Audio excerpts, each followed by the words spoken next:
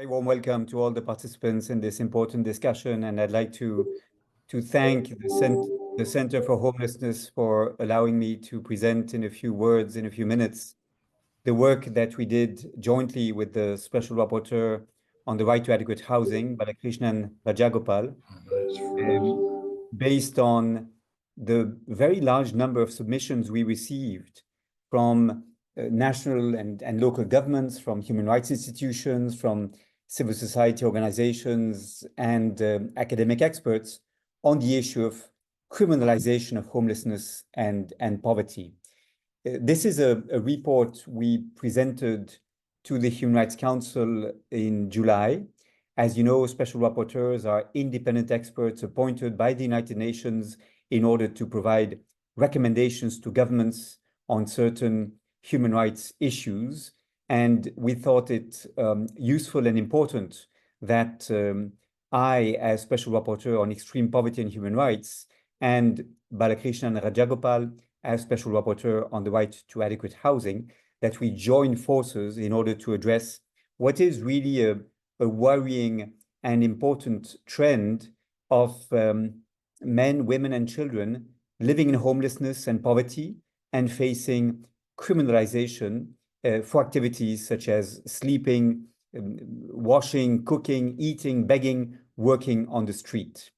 We presented this report in early July at the Human Rights Council, as I said, just a few days after the United States Supreme Court, in a decision of 28th of June, in the case of City of Grants Pass versus Johnson, decided that case, to which we contributed in the form of an amicus curiae brief addressed to the Supreme Court.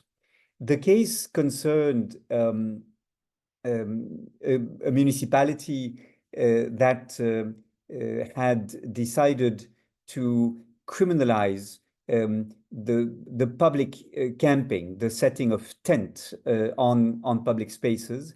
And the question to the Supreme Court of the United States was whether this was contrary to the 8th Amendment of the United States Constitution that prohibits cruel and unusual punishments.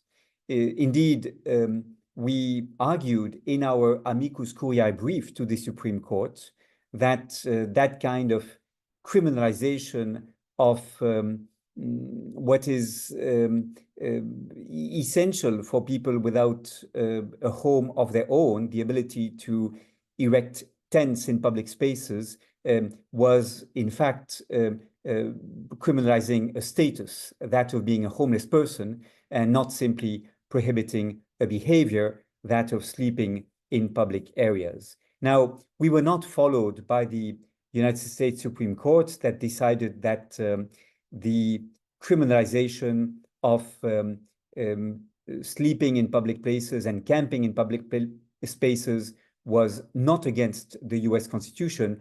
But I note that 3 dissenting justices in this case made an argument very similar to the one we presented. This is what they said, I quote, "Sleep is a biological necessity, not a crime. For some people, sleeping outside is their only option. For people with no access to shelter, threatening with jail sentences or fines people who sleep in public spaces punishes them for being homeless." And indeed, we strongly believe that the way to combat homelessness is to ensure access to housing. It is not to make it a criminal offense to be too poor to be able to pay a rent. Criminalizing people who are living in homelessness will not reduce the number of people in street situations. Instead, it may push these people further into poverty. These laws therefore result in a double punishment. People are punished first when they are pushed into homelessness, and again when they are sanctioned, especially since such punishment may be registered in criminal records and make access to employment or housing even more difficult as a result. And therefore, we argue, the Special Rapporteur on the right to adequate housing and myself, that such laws are cruel, are counterproductive, and constitute a disproportionate response to any legitimate safety or public health concern presented by homelessness. And that is indeed what we try to cover in the report we presented a few months ago that looked at vagrancy laws, nuisance-related offenses prohibiting camping, sleeping, or washing in public spaces, prohibitions against begging, prohibitions against informal economic activities such as hawking or waste collection, or laws against squatting. We argue in the report, based on more than 120 submissions we received, we argue that such laws not only restrict livelihood options for homeless or destitute people, including life-sustaining activities that they must resort to, and also that such laws result in discrimination, direct discrimination based on poverty or homelessness, or indirect discrimination against individuals who are homeless or destitute, thus violating the prohibition of discrimination on grounds of socio-economic condition, which is listed in Article 2, Paragraph 2 of the International Covenant on Economic, Social, and Cultural Rights, where that provision of the International Covenant on Economic, Social, and Cultural Rights refers to the prohibition of discrimination on grounds of property or social origin. And I presented a report on this issue of discrimination against people in poverty in October 2022. The report builds on a set of recommendations and statements made by various human rights bodies and intergovernmental fora. The Human Rights Council adopted a resolution 55/11, on 3rd of April 2024, a resolution in which it encourages all states, and I quote, to take all measures necessary to eliminate legislation that criminalizes homelessness. So there is an intergovernmental consensus on the need to remove such legislation criminalizing the fact of homelessness.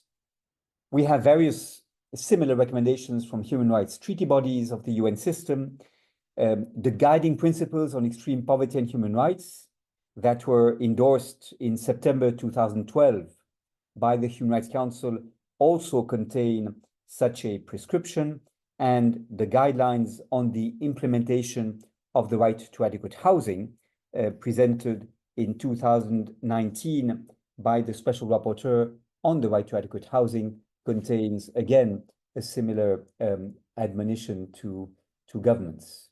At regional level, we also have seen significant progress on this issue in recent years. We have within the African Union an advisory opinion of the African Court on Human and People's Rights on vagrancy laws that was adopted on 4th of December 2020. This is opinion 1/2018 of the African Court on Human and People's Rights, and the African Commission on Human and People's Rights adopted principles on the decriminalization of petty offenses. And it's important that the African human rights bodies have taken these positions because many of these regulations in African countries actually date from the colonial period, and therefore they are seen as a legacy of that foregone era.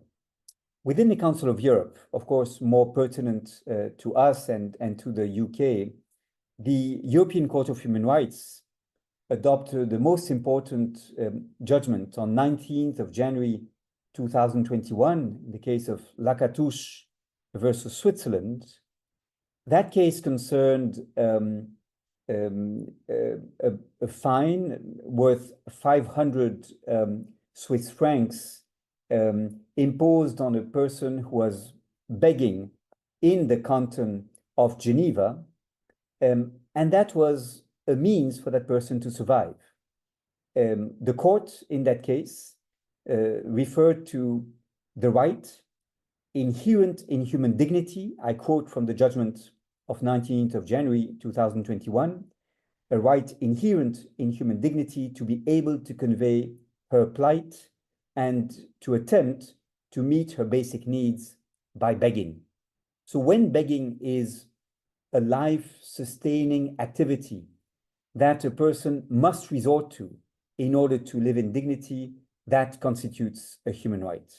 In a more recent decision concerning Denmark, in the case of Dian versus Denmark, the European Court of Human Rights adopted a nuanced approach to this same issue, saying essentially in that case that where begging was not indispensable to the person concerned, the same right could not be extended to all situations of begging, and so Dian slightly mitigates the lessons that could be drawn from Lacatouche, but the key message of Lacatouche versus Switzerland remains valid. And indeed, in the report we presented to the Human Rights Council, we list a range of human rights that are affected by these laws, vagrancy laws, prohibitions on begging, prohibitions on sleeping, or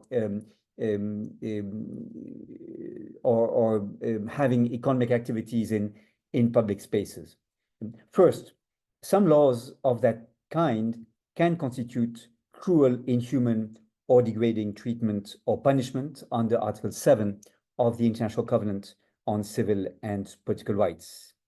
They can constitute a violation of the right to life under Article 6 of the International Covenant on Civil and Political Rights.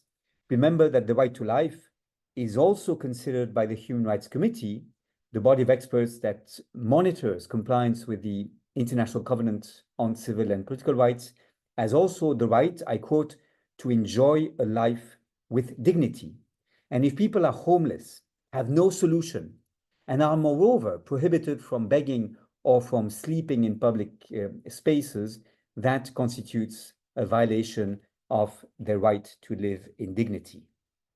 Those laws can also constitute a violation of the right to liberty and security under Article 9 of the International Covenant on Civil and Political Rights. Prohibitions in legislation of certain activities in public spaces may indeed lead to harassment by law enforcement officers. They may lead to people being arrested and detained, which may also have long-term consequences when this leaves a mark on the criminal record of the persons concerned, making it more difficult for them to find a job or to rent an apartment, as I mentioned earlier.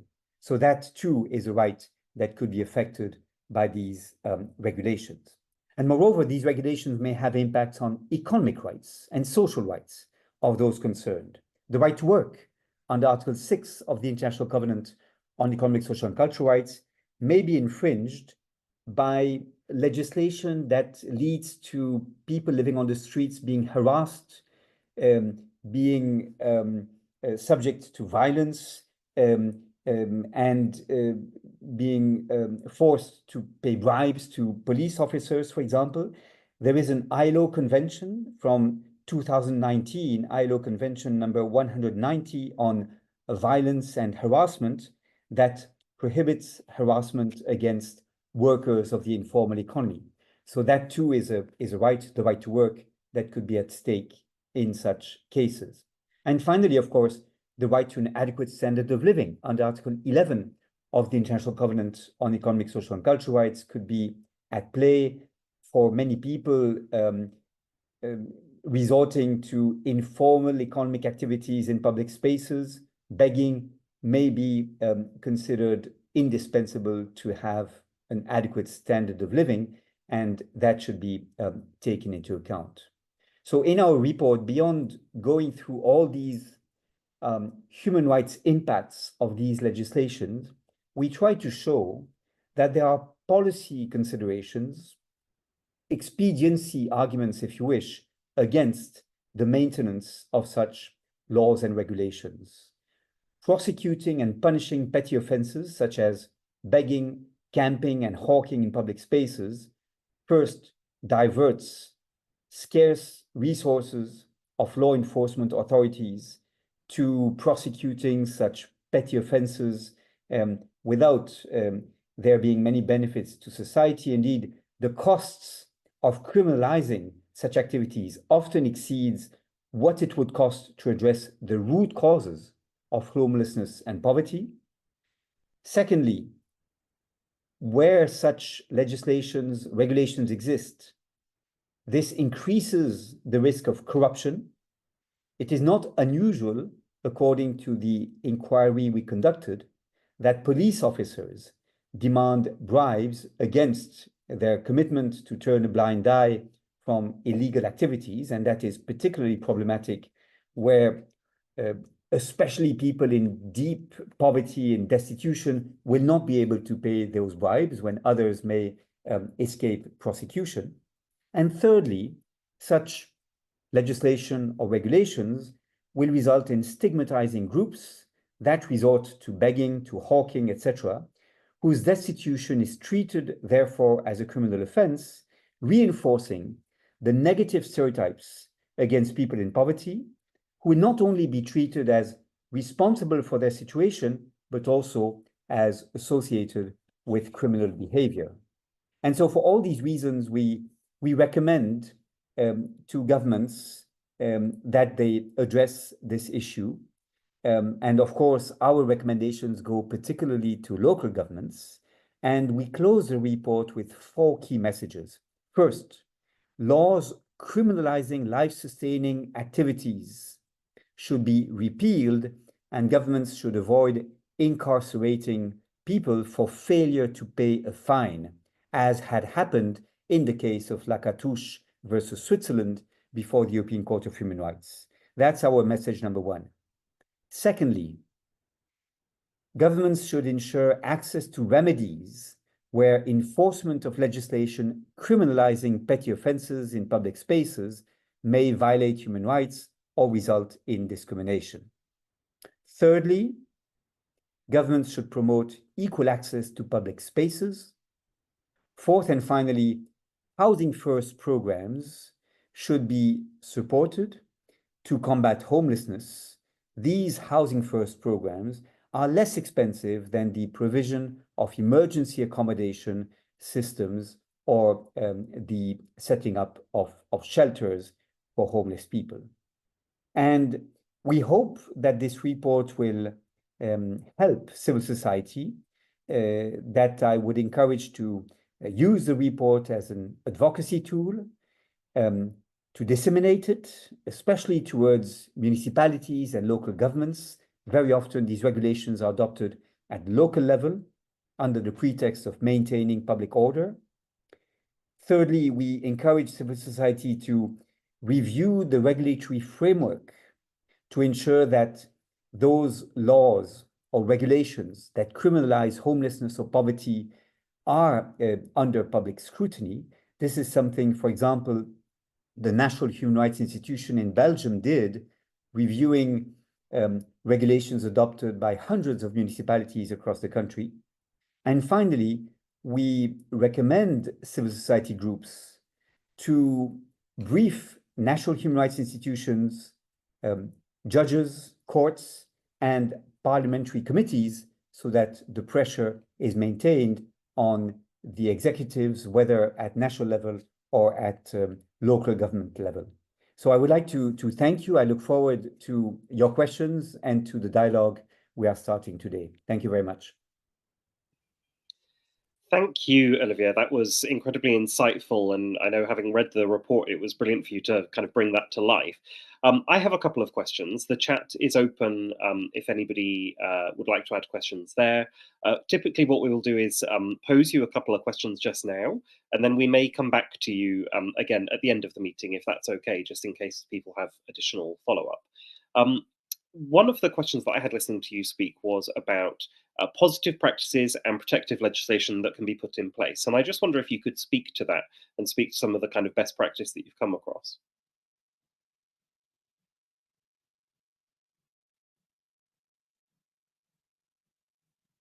Well, thank you, Sam. I think what we try to convey in the report is that there's an opportunity cost to shift from the welfare state to the penal state, if you wish, and have people in poverty and people who are homeless dealt with by the criminal justice system instead of providing them the support that they deserve. And I think the most useful contribution the report makes is by providing a sort of summary of the studies that exist, making those comparisons, and showing that a cost-benefit analysis, and God knows how much governments are now attentive to this dimension, a cost-benefit analysis leads to the obvious conclusion that it is much more expensive to prosecute, to criminalize, to prohibit, and to reinforce the role of law enforcement officers than to provide effective support. And the Housing First programs that are the best practice we identify start from this assumption that without having a place of their own, it will be very difficult for people to seek employment, to pursue training, to go back to school in order to be better qualified, and thus to seek employment. So it's a message to the authorities that they should look at the challenge of homelessness and destitution not through the criminal justice lens, and not with an obsession for making those people invisible in public spaces, but with a view to addressing the causes of the circumstances that these people face.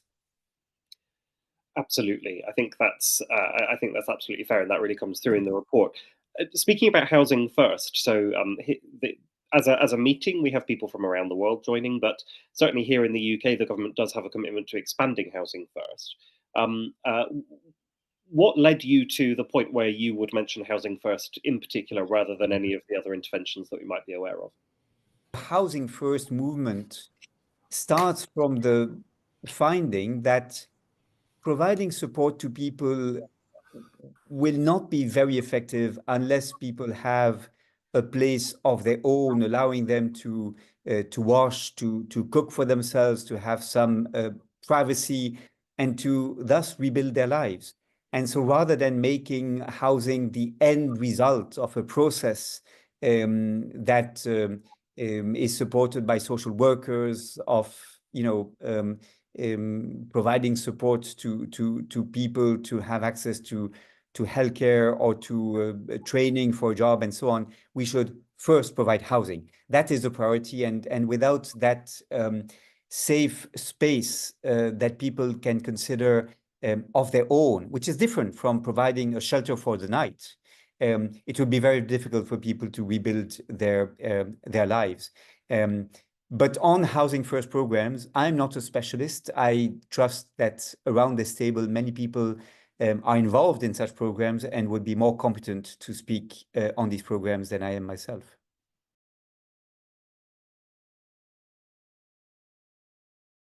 For carrying on the conversation, and to the CHI for inviting me to be part of this very important discussion. I have some slides to share, and while I set this up here, I'm going to tell you that I tried to think of a way of approaching nuisance begging and policing, which is the core theme of my fellowship. But in order to really tell you the story, I felt like I needed to tell you how I came to this story and why and how this piece of work has taken shape. It's ongoing, the fellowship, so I don't have a lot of findings to share with you today, but I really wanted to focus on something more important than the stats and the findings, and it's the quality of the questions that we ask of some of these issues and the assumptions that we make, where we see obviousness, but that obviousness converted into evidence is where the brunt of the challenge can often lie. In terms of what I'm going to do, it's a little bit of less data and more definition of the thought, the issues, and I'll tell you my journey with homelessness research.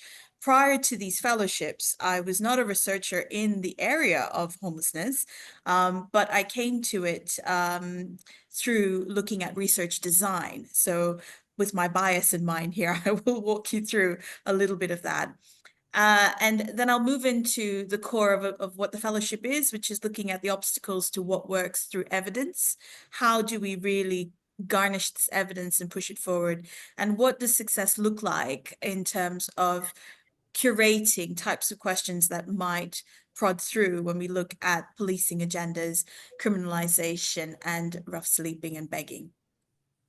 So we'll start with Stephen's right. It's a tale of two fellowships. I don't know why I thought that was a good idea at the time, but I'm in it now, so I have to stick to it.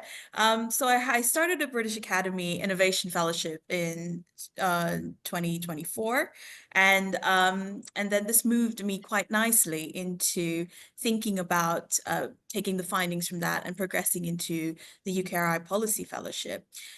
With the British Academy Fellowship, it was a simple question, really. It was an innovation fellowship. So we were looking for partnering with organizations, and I partnered with a charity to try and ask a simple question.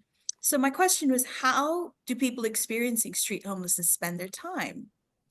And I realized that a lot of the sociological research that was done on homelessness that builds this body of evidence was based on qualitative data or stories that could be verbally told. And I thought, with all this technology, there must be a different way.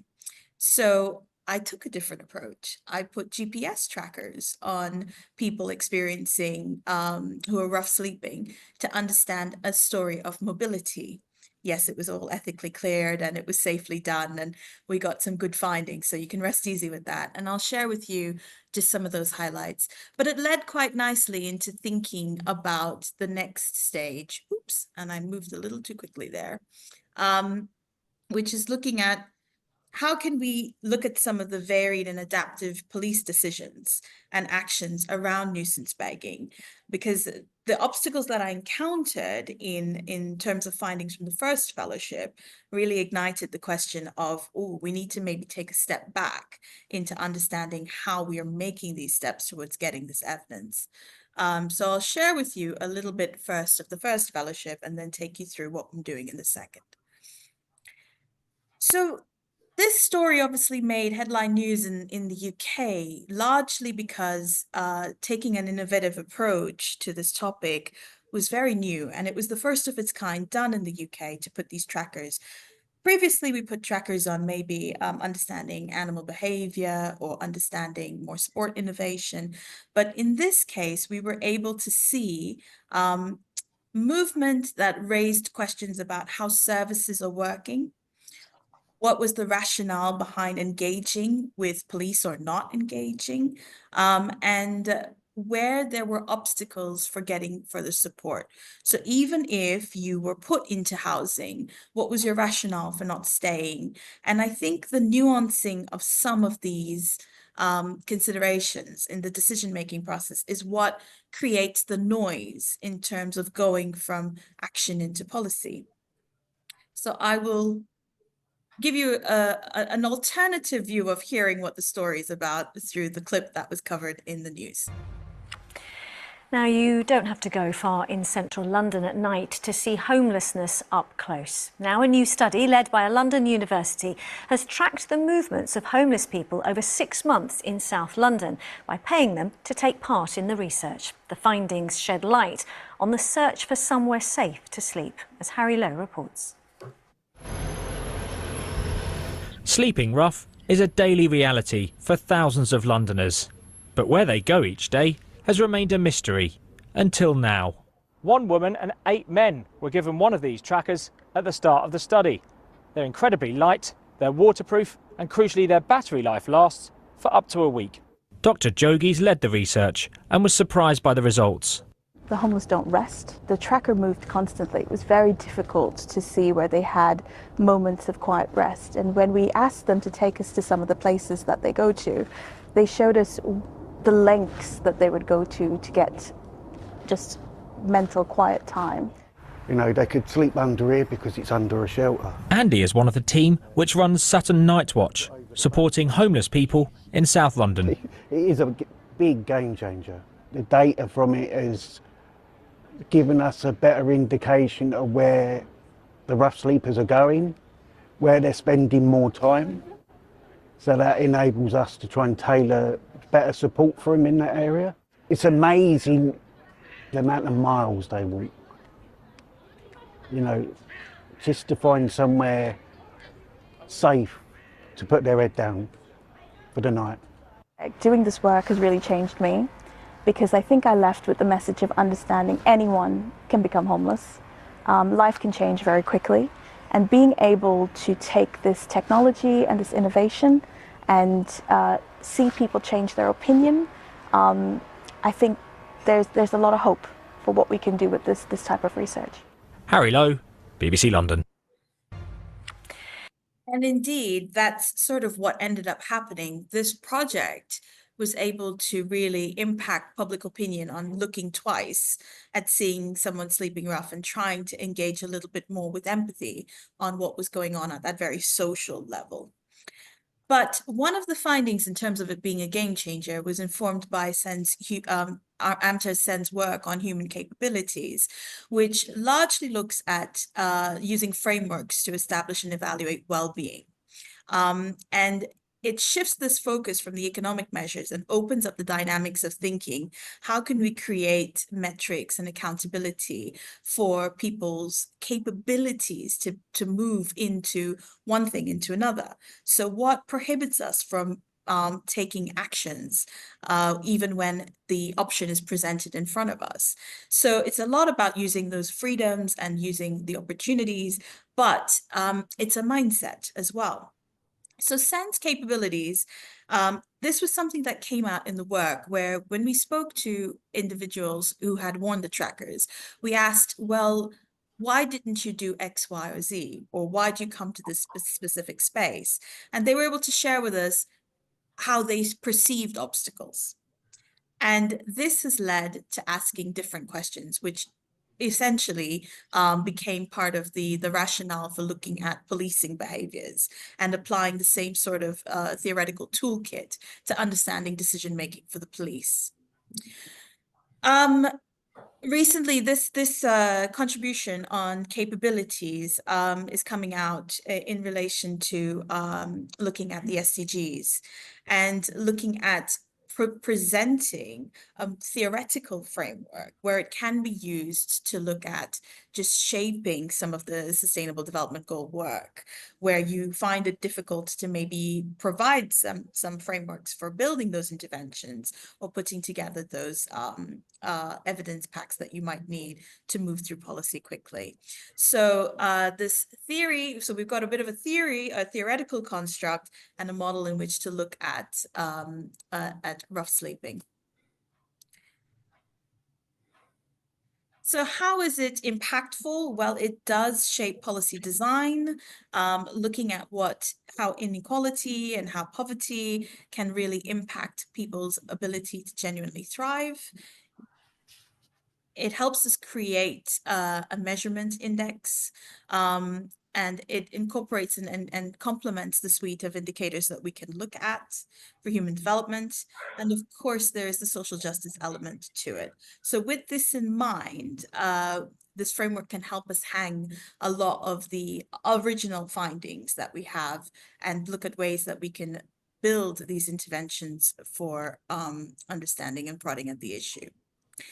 So this brings me to what is the theme of the current fellowship, and it's largely looking at questions around, well, should the police be and have a role properly in the interventions of homelessness, and why do we turn to the police? So when we spoke to individuals in both the professional services and those who are experiencing rough sleeping, there was just this natural element that the police would be involved. And on breaking it down, it was largely because the police's duty is to obviously address serious crime, modern slavery, exploitation, looking at fraud, but also managing antisocial behaviors.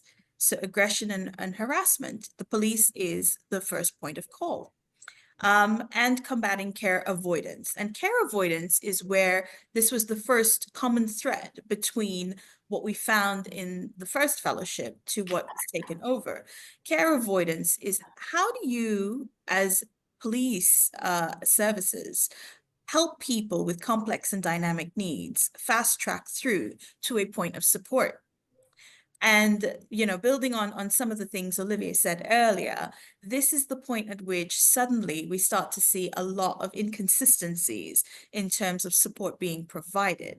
So, for instance, it was raised in one of our focus groups, if a regular person fell down on the street, we might have... The fire alarm is about to be tested.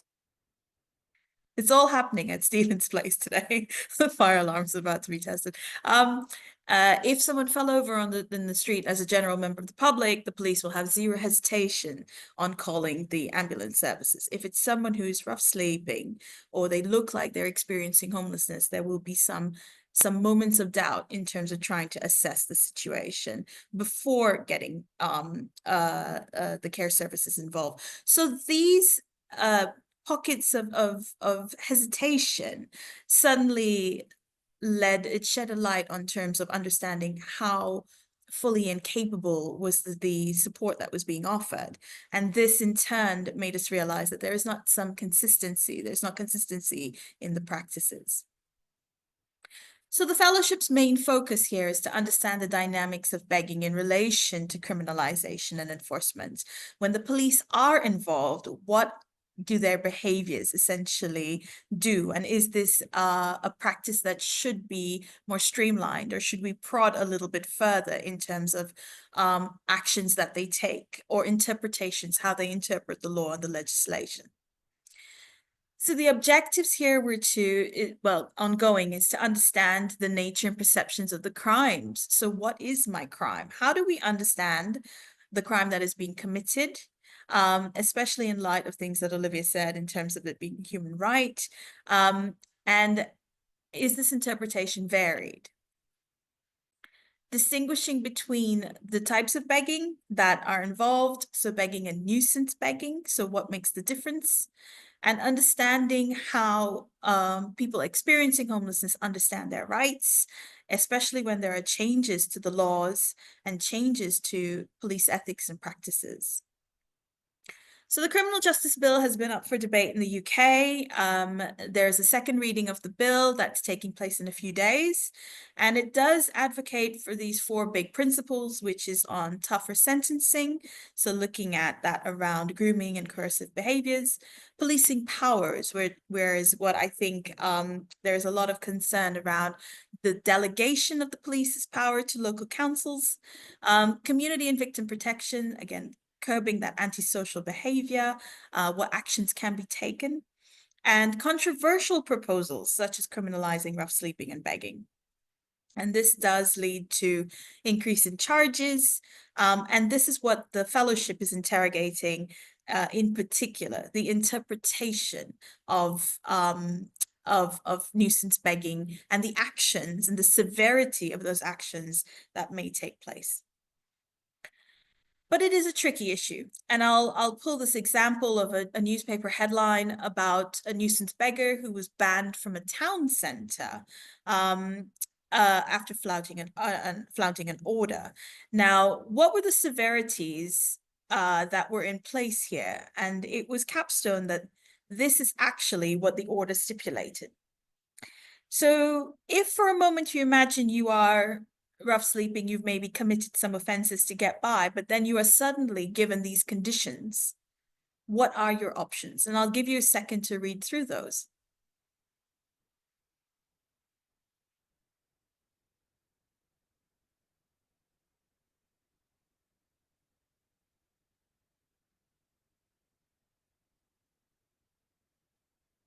It does require you to read between the lines. But if a police officer has to act on the stipulations that are here, it's a very frustrating experience for the person who may have had some offenses in the past and suddenly has no way forward to proceed. It feels like that when you do read it. What are the options left to this particular individual? Relocate, seek some additional support, get involved in the process of reverting this charge. What is going to take place? And I think this is how we have solutions in our systems that compound issues when we go to the reality of what people encounter on the street. So it's very tricky. And this is why the focus here is to look at that interpretation and what are the flexibilities around it. So what does success look like in trying to design an experimental project that asks these questions? I can't go and ask the police directly, what do you do in XYZ situation? Because I will be met with a very straightforward, to the line response. And then when I go into speak to people who have been experiencing rough sleeping, I get colored, varied counterpoints to what they have experienced. So what's the middle ground here? How do you talk about a problem without directly talking about the problem? And this is what the fellowship is aimed at trying to do. So through 3 ways, I'm addressing this. Firstly, to understand what is my crime. So there's an experimental approach that's being taken here to provide option sets using discrete choice experimental design.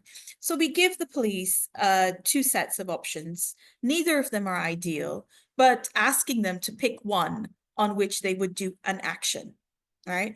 And this helps us understand the cost-benefit profile. And what we get from that data is almost down to a mathematical formula of what needs to happen to X for Y to take place. And I believe that kind of information would really be informative for our policy making, because it will tell you where the burden of the majority would do an action, or what does it take to evoke a change. And that's an example of what the experiment looks like. So it's a step up from a survey because it frustrates the participants a little bit. And we are able to see what people are thinking without directly asking what they're thinking. The second one is using models of working together. We want to understand, create some hypothetical, so using a lot of our innovation here, like Gorilla or online platforms, virtual labs, we call them, where we bring experts in and we create a simulation where they have to do an action. And we read on the data we capture here is not just the decision that is made, because we know what people ought to do and what they have powers to do. What we look at here is the dynamics around that. How long is the hesitation? How many steps before you can get to XYZ? Who believes it is their job to take an action, or where is it referred or deferred? And that is the noisiness between point A to point B that we really want to examine. And the last one is, of course, speaking to people themselves. So people who are individuals who have interacted with the police, who've been on the streets, to capture their narrative. And the reason that we're doing this is that these stories evolve. And as things change in society, so the police in the UK have just changed their code of ethics, and it's a little bit gray on how that is applied. A lot, well, quite often the ethics is applied after the fact in the paperwork to justify when an issue has taken place. But are these principles of ethics applied in the duration and in a kind of stepping with the actions and thoughts that take place? I believe that's another fellowship in terms of understanding applied ethics. But we're not going to forsake that it does exist as part of their toolkit. And it may be a good opportunity for us to understand ethical decision-making here by speaking to participants and how they feel that they have been treated or heard. So the concluding remarks here are, I'm a real champion for research design. And as you can see, changing the design may change the nature of the questions we ask, which may also change the types of interventions we can offer. So helping us see the situation from a very different perspective. I believe in the first fellowship, we all can entertain assumptions on how people who are sleeping rough will spend their time. But by putting the trackers, we were able to do that with greater detail. We were able to do that in a way to tell a story with great empathy. And I think those little changes really lifted our ability and our power to evoke change. So the findings from this current fellowship will be available at the end of next year. So I'll be happy to give an update in any way. that's it. Thank you very much. Thank you very much, Melissa. Well, first thing is we better get you back next year to tell us more about the your findings. It's great to hear the care and thoroughness about which you've thought about the research design here. Let me open things up to colleagues. If anyone would like to ask a question or make a comment, obviously you can use the chat box. But please don't hesitate to use the raised hand function, and I'll bring you in. Whilst perhaps you're thinking about what you'd like to ask, perhaps a couple of things from me, Melissa. First one was maybe it'd be good to hear a bit more about what did the application of the trackers actually find, or are you still in the process of assessing what the trackers showed? We have we found that, and I think this kind of captions a little bit of what Olivier was saying earlier too, with the importance of sleep. It was that they didn't rest from the clip, but the lengths that people go to get quiet. And I believe the mental quiet, we take for granted that we can go to our homes and get that respite. But when you are on the streets, you don't get that quiet. And in large cities like in London, very, very, very difficult. So people went to great lengths, and we didn't understand or appreciate the extent to which people would go, for example, swimming out into an island in the middle of winter and spending the night in wet clothes. And the second big thing was understanding the access to healthcare services. People would spend the entire day just trying to see a GP. When they got there, they couldn't articulate their healthcare issue. They couldn't do post-medication follow-up. So you started to see the little obstacles along the way that made a very big gap in terms of care and service. So it raised other questions for us to ask. Right. Okay. Well, that's fascinating. And then the other thing was, you focus a lot on the police, and at one level, I understand why. But I don't know whether this was confirmed by your researchers, but presumably the behaviour of the police, if they take, is influenced by what the public think or expect. Is that something you're going to cover too? Because to the extent that the police are under pressure to do certain things, or to respond to what the community is telling them they want to see, do we not need to understand where public opinion is, and maybe think about how we need to perhaps improve how informed people are about the things that they're asking the police to do? That's a great one. We're filtering public opinion through the local councils and some of the complaints that come their way, especially in relation to what would be categorized from the police files as antisocial behavior, which can be lots of things, down to someone is looking suspicious, to someone is actually sleeping in my doorway. So it's varied. So it would be too broad of a question for us to maybe ask the public in this round, but we're filtering those through local council. I partly asked because within the department you may be aware that consideration has been given to the repeal of the vagrancy laws. And one of the things that's interesting that ministers ask about, and I've seen this with ministers of both parties, and they're not unsympathetic to a change in vagrancy laws, but they're all very alive to. So what will be the consequence of this for members of the public? How will the public react to this if powers are lost for the police to, quotes, protect them or improve what's happening in their communities? I don't know whether that's something that's come up in your researches. Not yet, but it's something I will factor in for sure. Yeah, it's something I'll have to take on board to think about in terms of changes and the public's reaction to that with the Vagrancy Act. And just it's worth thinking that politicians, ministers, are very sensitive to what they think how the public will react to this. But anyway, let me bring in us. So Caroline Howell, your hand is up. Can you perhaps introduce yourself, ask your question, please? Hi, thank you. I'm a project manager for a Norfolk-wide homelessness project, No Homelessness in Norfolk.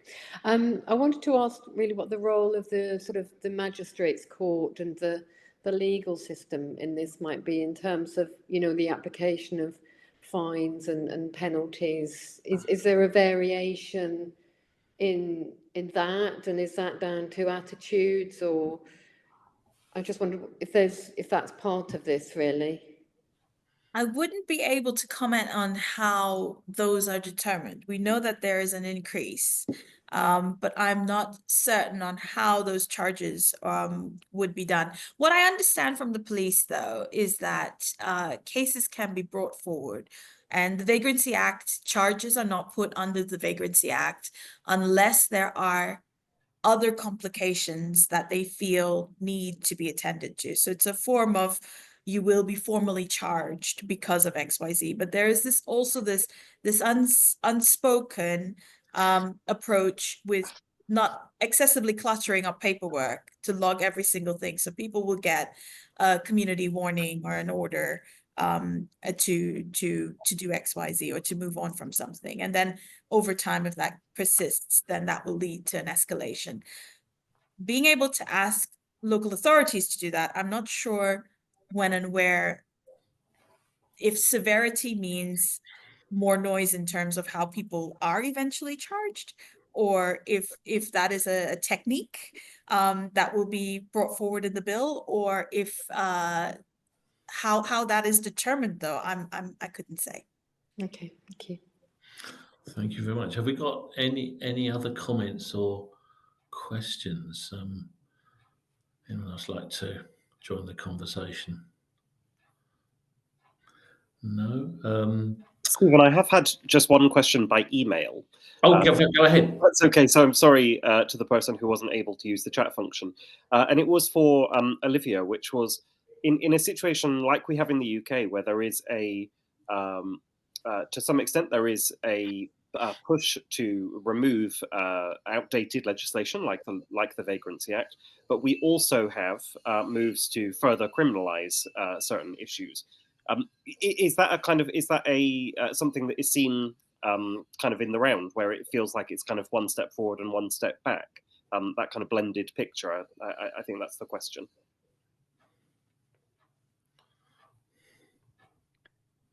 Sam, what are the other forms of behavior that are increasingly criminalized that the question alludes to?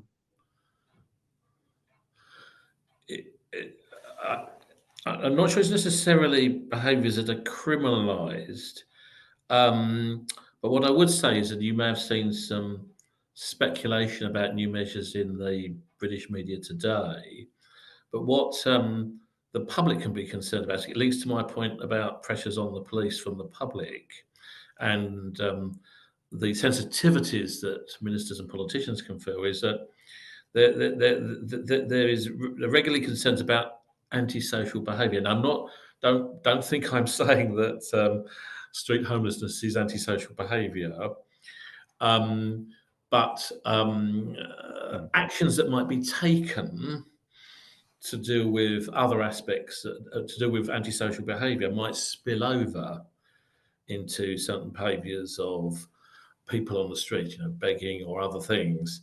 So it may be, I don't know exactly what this question is getting at, but I do, in the questions I was putting to Melissa, I recognise that there are concerns that people have about behaviours in public spaces and how that can cause people to feel uncomfortable or threatened. It's not the same as criminalisation, but it might be that any sort of upgrading of vagrancy law, for example, would seek to deal with latter-day antisocial behaviour, and that could spill over to street homelessness or other things. I don't know whether that makes sense, but it's certainly something I'm alive to.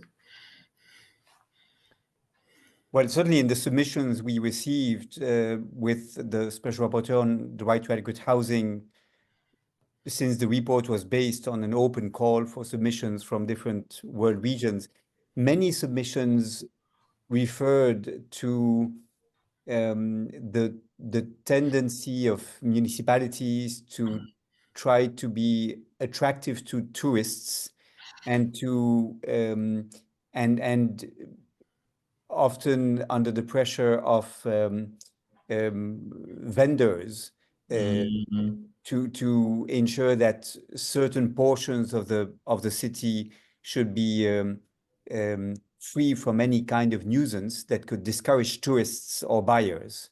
And of course, it starts with one street being subject to such regulation, but then very soon it becomes a full neighborhood and then a full city. And as a result, people who have no place where to stay become outcasts.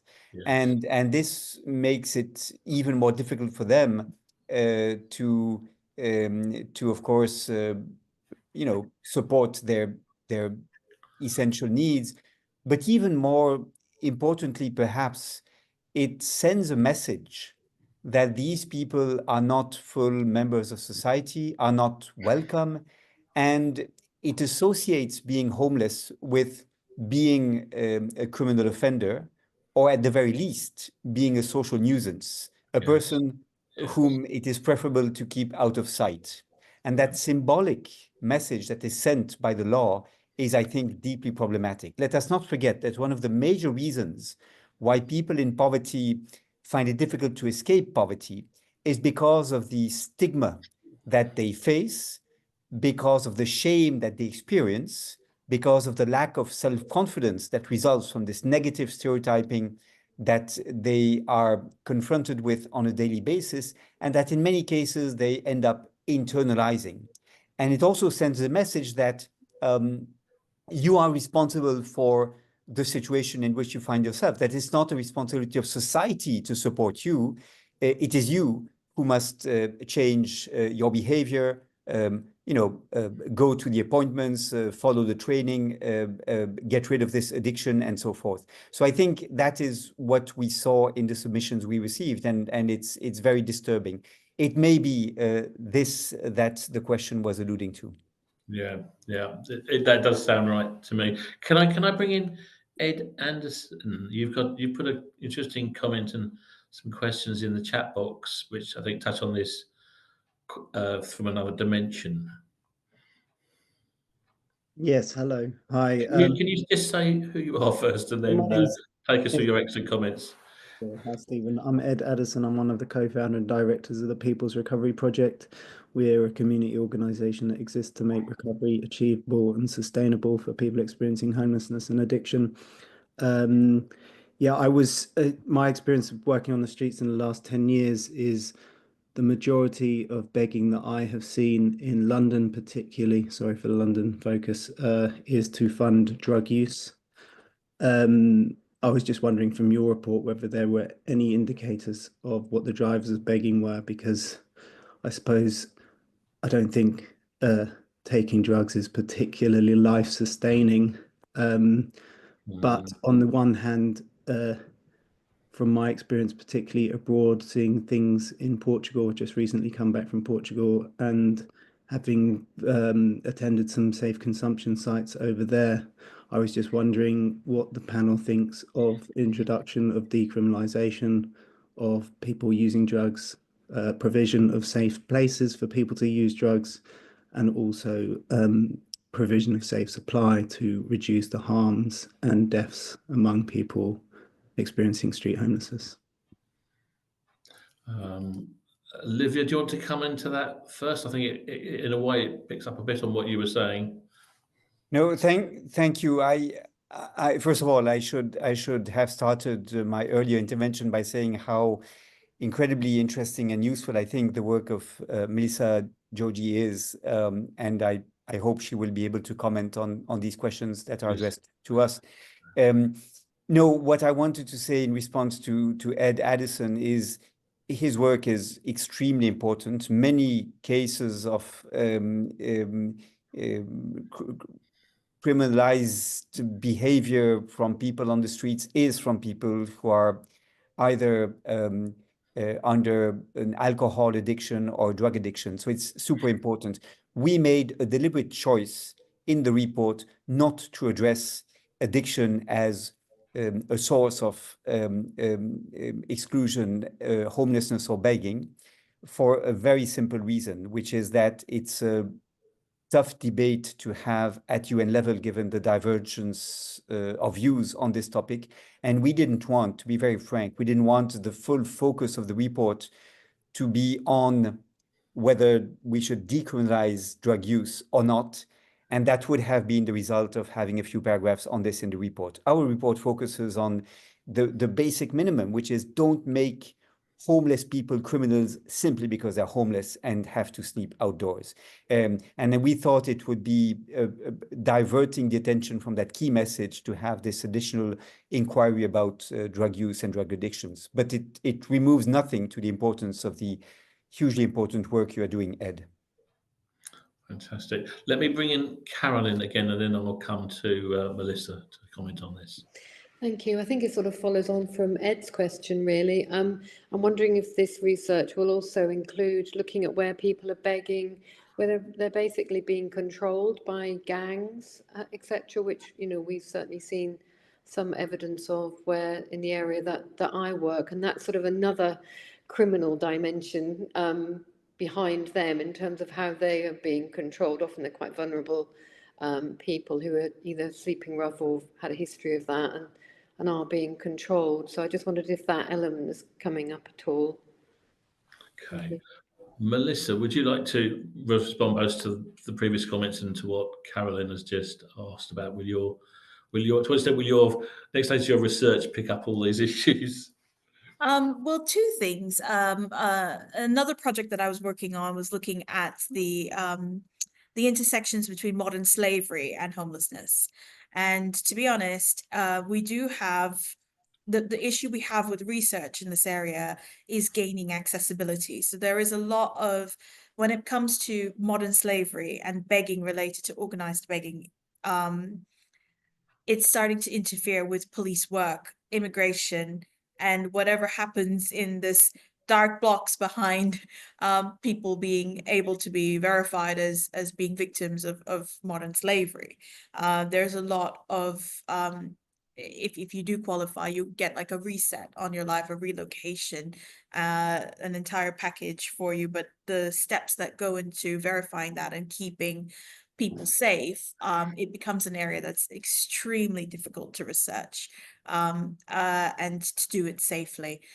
So in terms of the drugs, though, interestingly enough, the center that I worked with, the charity, they had, one of the findings that came out was not about people were all were recovering from substance abuse victims, and they had a community of staying clean together. And the charity provided support in terms of creating that network. So I did see an example where people would, who've been rough sleeping, come together and try and support each other in a way of getting through without needing to go back to substance abuse or taking drugs. And that was an interesting model. But I have to read up about what you saw, Ed, in terms of it. I haven't read about or seen the safe drug use pods or information like that. But it is an interesting suggestion to take on board. Okay, look, thank you, Melissa. Can I bring in David Ingerslev, because I think you'll pick up a bit on some of the comments I was making about antisocial behaviour concerns. But first, David, could you just introduce yourself? Thank you, yes. So I normally work for St Mungo's, where Ed previously worked as the regional head for services in Bristol and Bath. I've worked with people rough sleeping for about 10 years and homelessness in the city for about 20-something years. So I bring a provincial view of outside London to the conversation. But this year I'm on a NIHR PLAF fellowship, doing an MSc in policy research. So research methods is currently my assignment topic of study. I'm hoping to do some research later in the year on applying some network analysis of how people move through the services we have to look at, well, is it how we think people move through things, and what does that tell us about success, and what is success in terms of homelessness systems? So I'm quite excited about the potential future of that. But similar to Ed, my experience has been, Bristol is a provincial city, but it's a port city. There's cheap, high quality drugs available, quite a big drug market. There's antisocial behaviour that relates to a number of things, but begging tends to be in the centre of town. It's about 50-50 people who are rough sleeping and people who are accommodated, but in transitional housing usually.